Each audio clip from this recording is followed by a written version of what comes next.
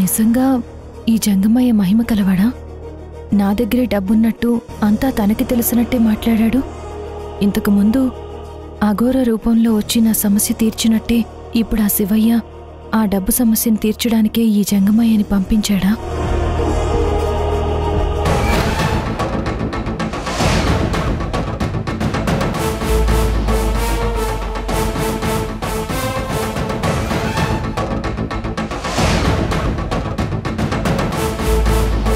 జంగమయ్య చేతికి అంత costly smart వాచా? Something is wrong. ఇతను నిజంగా జంగమయ్యేనా లేక కపట జంగమయ్యా?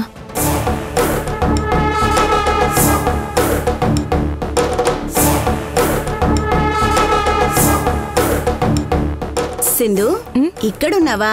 నీకోసం ఇల్లంతా వెతుకుతున్నాను. ఆ జంగమయ్యకి దక్షిణిచ్చి ఆశీర్వాదం తీసుకుందాం పదా. అత్తయ్య, ఆ జంగమయ్య కరెక్ట్ కాదు, ఫేక్ అనిపిస్తుంది.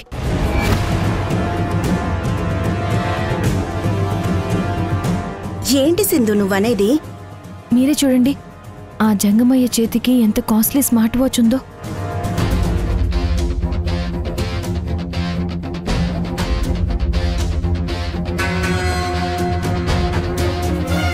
అయితే ఇప్పుడేమంటావు సింధు? నాకెందుకో ఆ జంగమయ్య మీద డౌట్గా ఉందత్తయ్య. ఏంటి సింధు, జంగమయ్యలైతే స్మార్ట్ వాచ్లు పెట్టుకోకూడదా ఏంటి? నీకన్నీ అనుమానాలే. ఆ జంగమయ్య మహిమ కలవాడు. అందుకే ఇందాక నీ దగ్గర డబ్బున్న విషయం, ఆ డబ్బుని ఫ్లాట్స్ కొన్న వాళ్ళకి ఎలా పంచాలని నువ్వు టెన్షన్ పడుతున్న విషయం కూడా చెప్పాడు. నీ సమస్యకి పరిష్కారం ఉందని కూడా చెప్పాడు కదా.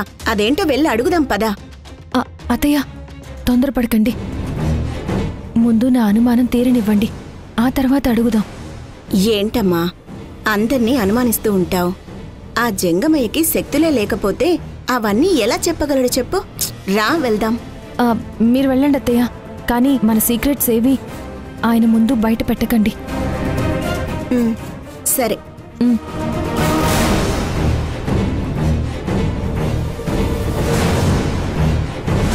జంగమయ్య, ఈ దక్షిణ తీసుకొని నన్ను దీవించండి.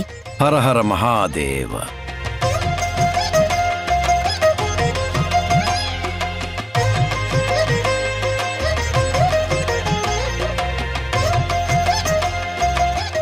ఓం నమ శివాయ. ఒకప్పుడు నాకు డబ్బులిమ్మంటే ఏడిచారు, ఇప్పుడు మీరే దక్షిణ రూపంలో డబ్బులిచ్చి మరీ మొక్కుతున్నారు.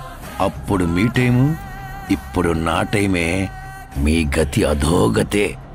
శంభో శంకర, హర హర మహాదేవ. శంభో శంకర. అతిథిగా పిలిచి ఈ జంగమయ్యకు భోజనం పెట్టారు. మీరు మీ కుటుంబం ఎప్పుడు చల్లగా ఉండాలి.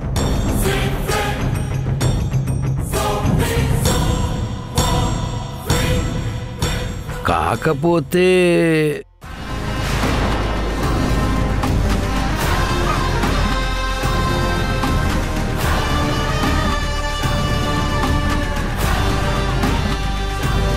ఏమైంది జంగమయ్య?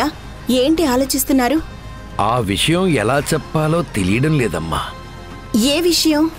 మిమ్మల్ని, మీ ఇంటిని ఒక దుష్టశక్తి ఆవహించింది.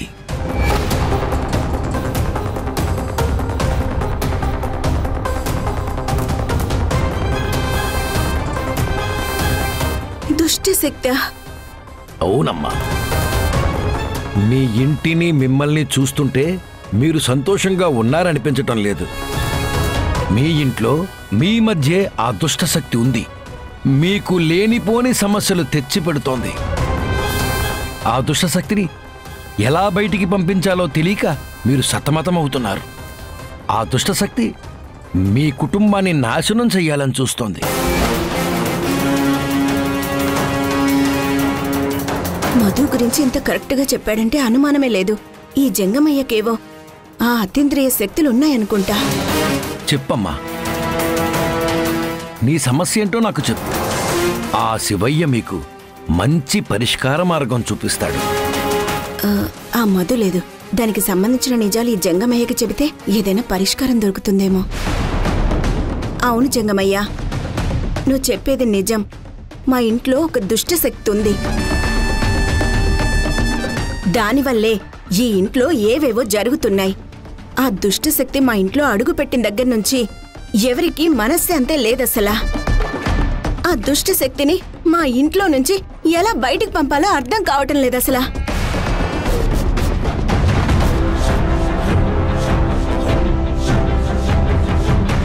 ఏం జరుగుతుందో తెలియటం లేదా. అక్కడ మావయ్య ఒక్కడే ఉన్నాడు. నేను వెళ్తే కాస్త సపోర్ట్గా ఉంటుంది. ఇంతకీ ఆ దుష్టశక్తి ఎవరమ్మా? నా కోడలు. మీ కోడలంటే ఏ కోడలు? పెద్ద కోడలా లేక చిన్న కోడలా? నా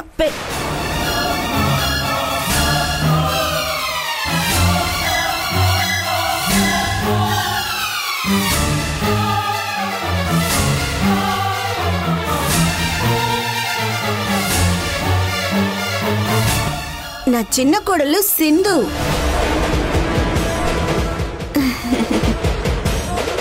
సింధునా? సింధు అంటున్నారేంటత్తయ్య? అదే మధు, సింధు వల్ల నువ్వు నేను ఎన్ని బాధలు పడుతున్నామో చెప్తున్నాను. పర్వాలేదమ్మా, ఆ శివయ్యే అంతా చూసుకుంటాడు.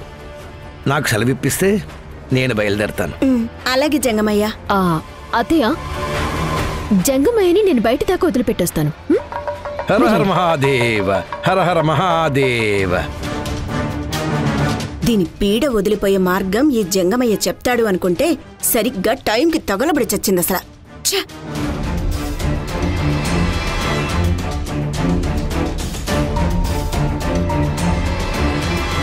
నిజంగా ఆ జంగమయ్య మహిమ కలవాడా లేక కపట జంగమయ్య? సింధు, చెప్పండి అత్తయ్య. నీ అనుమానం నిజం కాదమ్మా. అతను కపట జంగమయ్య కాదు, నిజంగా చాలా శక్తులున్న జంగమయ్యే. అంత నమ్మకంగా ఎలా చెప్పగలుగుతున్నారత్తయ్య? ఎలా చెప్పగలుగుతున్నానంటే, ఇందాక ఆ జంగమయ్యకి దక్షిణిద్దామని వెళ్ళాను కదా, అప్పుడు ఆయన నాతో ఏమన్నారో తెలుసా? ఏమన్నారు? మీ ఇల్లు మిమ్మల్ని చూస్తుంటే ఇక్కడ ఎవరూ సంతోషంగా ఉన్నట్టు నాకు అనిపించడం లేదు.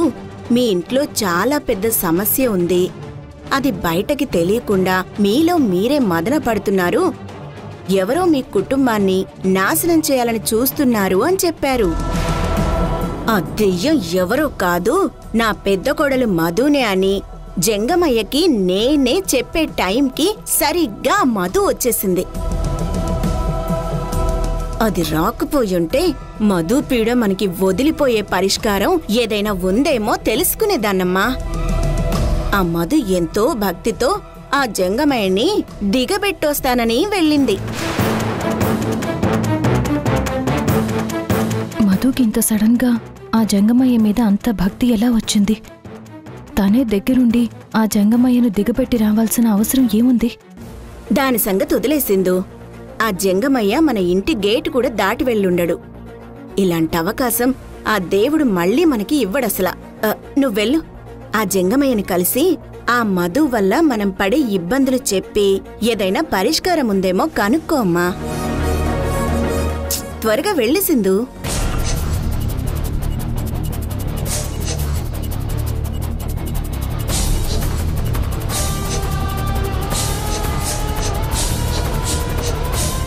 మావయ్య, ఏమైనా విషయం బయటకొచ్చిందా?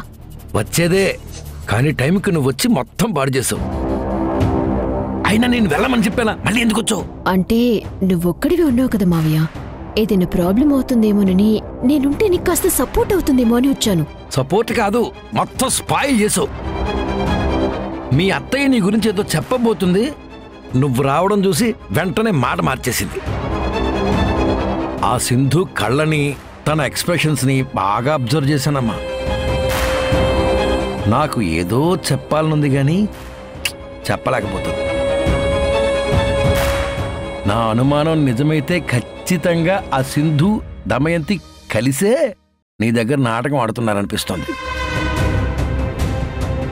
ఆ డబ్బు కూడా సింధు దగ్గరే ఉందేమోనని నా డౌట్ అమ్మా. గట్టిగా ప్రయత్నం చెయ్యి. వాళ్ళ మధ్య ఉన్న సీక్రెట్స్ ఏంటో త్వరగా కనిపెట్టు, లేకపోతే మనకి రిస్క్. వాళ్ళ సీక్రెట్స్ ఎలా తెలుసుకోవాలో అర్థం కావడం లేదు మావయ్య. నేను ఎన్నిసార్లు ట్రై చేసినా చిన్న క్లూ కూడా వాళ్ళ నుంచి దొరకడం లేదు నాకు. అబ్బా, ఈ తలపాక ఒకటి చెయ్యి. నేనొక ప్లాన్ చెప్తాను, దాన్ని వర్కౌట్ చెయ్యి.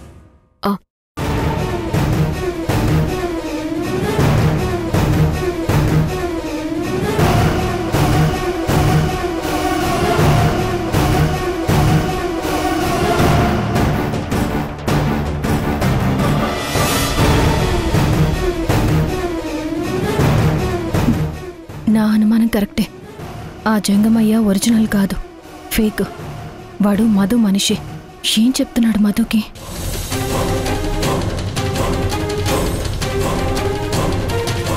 అది ప్లాన్. జాగ్రత్త, వస్తానమ్మా.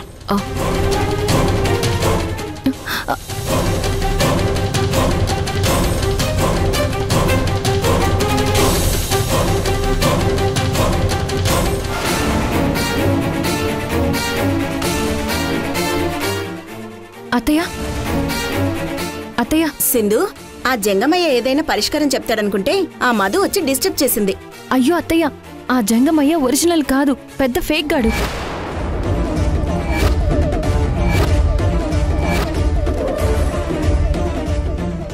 ఏంటమ్మా నువ్వనేది?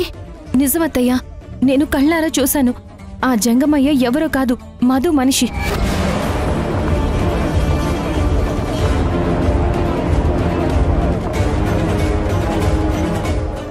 ఏంటి, వాడు మధు మనిషా?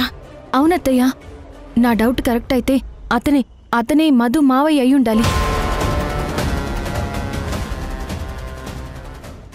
ఊరి దీని దుంపత్తేగా ఏకంగా మారు వేషంలో దాని మావయ్యనే మన ఇంట్లోకి తీసుకొచ్చేసిందా? అమ్మో, ఆ మధు ఇంతగా తెగిస్తుందని అస్సలు అనుకోలేదు అసలు. దాని మావయ్య ద్వారా మళ్ళీ మన నెత్తి మీదకు ఏ ప్రమాదం తెచ్చి పెడుతుందో అని భయంగా ఉంది సింధు. రోజు రోజుకి దాని ఆగడాలు మరీ మితిమీరిపోతున్నాయి. అసలు ఇంతకీ వాడు మన ఇంటికి ఎందుకు వచ్చినట్టు?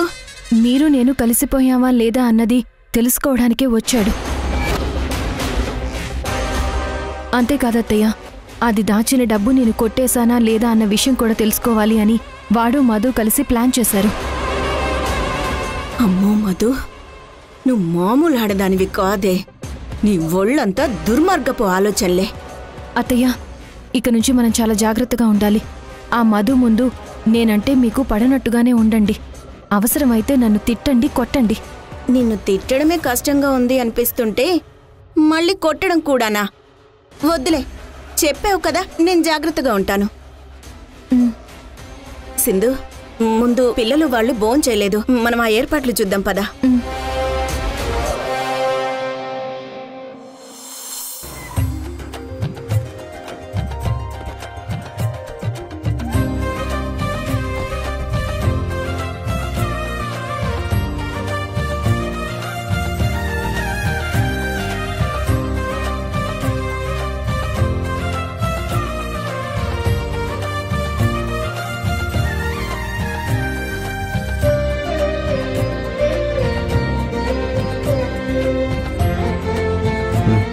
చాలు, ఇక తిందామా?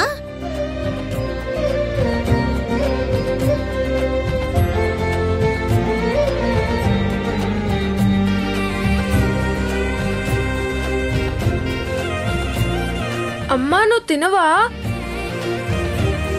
నేను తర్వాత తింటాను ఋషి, మీరు తినండి. మాతో పాటు నువ్వు కూడా కలిసి భోంచేయచ్చు కదమ్మా. నేను సాయంత్రం వరకు ఉపవాసం చేసి ఇప్పుడు తినకూడదు, మీరు తినేసేయండి. నిజంగా సింధు అత్తయ్య కలిసిపోయింటే ఇప్పుడు సింధుని నేను తిడితే అత్తయ్య తట్టుకోలేరు, ఖచ్చితంగా బయటపడతారు.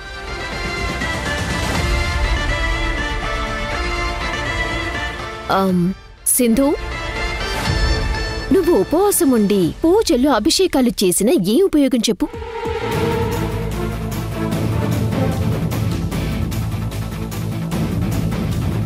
ఎవరిని ఉద్ధరిద్దామని? అటు నీ భర్తతో కలిసి లేవు, ఇటు అత్తయ్య దగ్గర కోడలిగా నీకు విలువలేదు. అసలు ఈ కుటుంబంలో నీకు చోటే లేదు.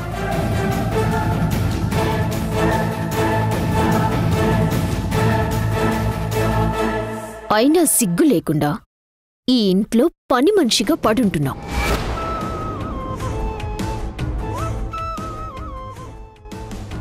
నీ ఆత్మగౌరవాన్ని చంపుకొని అలా ఎలా ఉండగలుగుతున్నావు సింధు?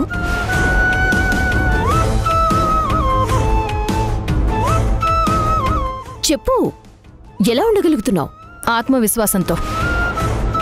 ఏదో ఒకరోజు నేను కోరుకున్నవి, నాకు దూరమైనవి అన్నీ మళ్ళీ నాకు దక్కుతాయి. అదే నమ్మకంతో నేనున్నాను.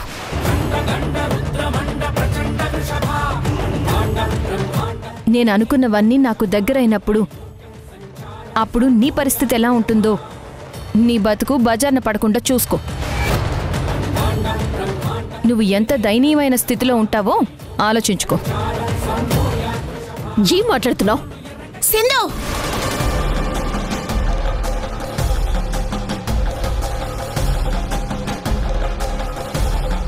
అందరికి వడ్డించావు కదా, ఇంకిక్కడ నీకేం పని? వెళ్ళు.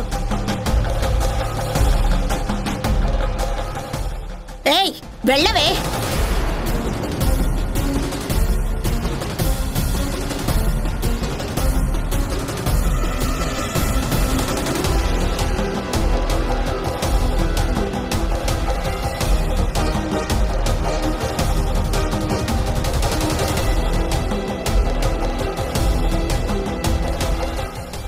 సింధుని ఎంత నీచంగా తిట్టినా అత్తయ్య బయటపడలేదేంటి?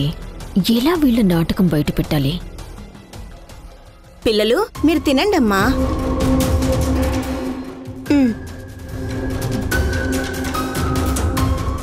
మధు, అది వెళ్ళిపోయింది కదా, నువ్వు కూర్చో. రా, కూర్చో.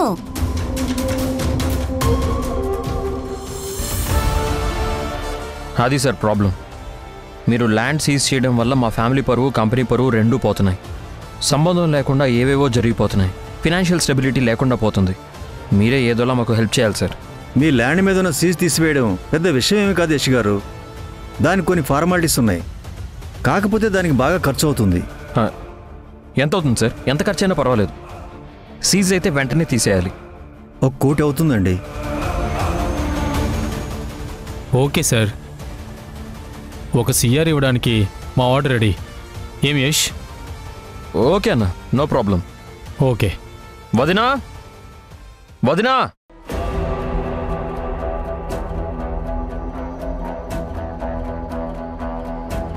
మనీ అంటున్నాడేంటి? మళ్ళీ డబ్బేమని అడుగుతాడా ఏంటి కొంపతీసి? మీరు అడిగిన డబ్బు ఇచ్చేస్తాం. మీరు త్వరగా ఆ సీజ్ తీసేయించండి. అలాగే. ఏంటి మరిది గారు పిలిచారు? వదినా, ఈయన ధనుంజయ్ అన్న. మన ల్యాండ్ సీజ్ ఎత్తేయడానికి ఈయన హెల్ప్ చేస్తున్నారు. ఈయనేమో మన ల్యాండ్ సీజ్ చేసిన కార్పొరేషన్ ఆఫీసర్. మన ల్యాండ్ మీద సీజ్ తీసేయడానికి నేను మాట్లాడుతున్నాను. నేను వాళ్ళతో మ్యాటర్ అంతా మాట్లాడాను. ఒక 1 CR కడితే మన ల్యాండ్ మీద ఉన్న సీజ్ తీసేస్తారంట.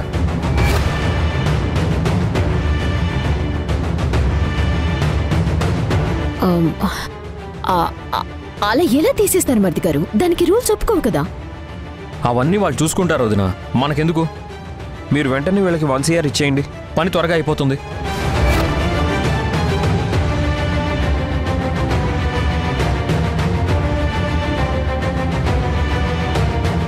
ఇప్పుడు ఇవన్నీ అవసరమా మరిది గారు? మొన్ననే కదా రిపోర్టర్ అంత ప్రాబ్లం క్రియేట్ చేశాడు. మళ్ళీ ఈ రిస్క్ ఎందుకు చెప్పండి? ఇప్పుడు రిస్క్ అవసరమే వదినా. ముందు మనం ప్రాజెక్ట్ వర్క్ స్టార్ట్ చేస్తే ఆ రిపోర్టరే కాదు, ఇంకెవరు ఎలాంటి రూమర్స్ సృష్టించరు. మీరేం ఆలోచించకండి, ముందు 1 crore ఇచ్చేయండి.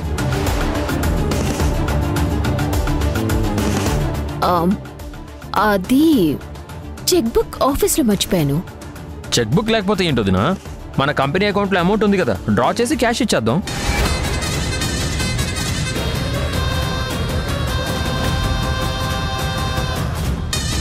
వదినా, వెళ్ళి తీసుకురా వదినా. క్యాషే కదా, 2 daysలో అరేంజ్ చేద్దాం. సరే వదినా. సార్, మీరు అడిగిన 1 CR 2 daysలో ఇచ్చేస్తాం. ప్రాబ్లం ఏం లేదు కదా? నో ప్రాబ్లం యష్ గారు. Thank you. ఈలోపు మీరు కాస్త సీజ్ తీయించే పనిలో ఉండండి సార్. అలాగే. ఓకే యష్, మేము వెళ్ళొస్తాం. ఓకే అన్న, థ్యాంక్స్ అన్న. Thank you. ఉంటాం మరి. వెళ్ళొస్తామండి. Thank you sir.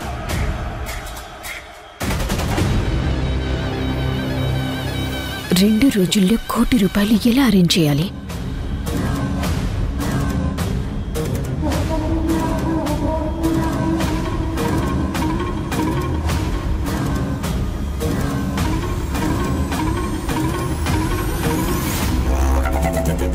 వదినా, ఈసారి తప్పించుకోలే వదినా. ఖచ్చితంగా సీజ్ తీసేయాల్సిందే. ప్రాజెక్ట్ వర్క్స్ స్టార్ట్ చేయాల్సిందే. అత్తయ్య, ఇంక మనం అస్సలు లేట్ చేయకూడదు. ఆ మధుకి మన మీద డౌట్స్ బాగా పెరిగిపోతున్నాయి.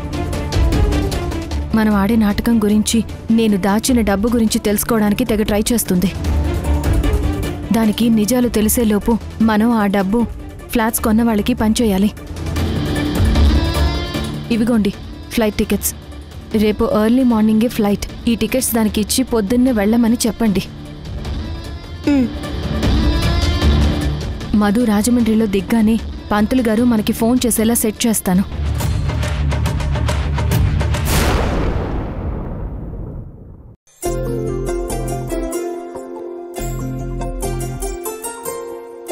ఈ రోజు నేను మీకొక బహుమతి ఇవ్వబోతున్నాను. ఏంటది మధు? ఈ రోజు నుంచి సింధు బాధ మీకు తప్పిపోయేలా చేయబోతున్నాను.